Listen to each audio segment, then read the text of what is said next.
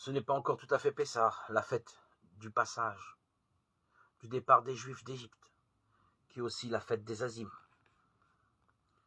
des pains sans levain, car ils étaient si pressés de quitter le pays de Pharaon qu'ils ne prirent pas le temps de faire lever la pâte.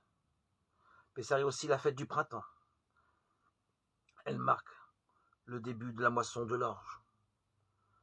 Ce n'est pas encore Pessah, donc, et pourtant il y a déjà foule à Jérusalem, des Juifs venus de partout, de toute la Palestine, mais aussi d'Alexandrie ou de Syrie. Des curieux, des craignants Dieu, c'est-à-dire des non-juifs, pas encore circoncis, mais que séduit la foi dans le Dieu unique.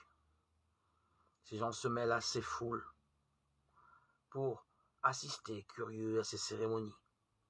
Dans cette masse, pas mal de Grecs, dont quelques-uns ont entendu parler de Jésus, voudraient bien le rencontrer et s'adresseront pour cela à Philippe, l'un de ses compagnons, parce qu'il porte un nom grec et habite à Bethsaïde, ville frontière et commerçante où l'on doit parler leur langue.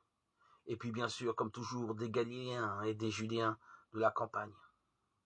Ils se demandent, les premiers surtout, si Jésus va venir.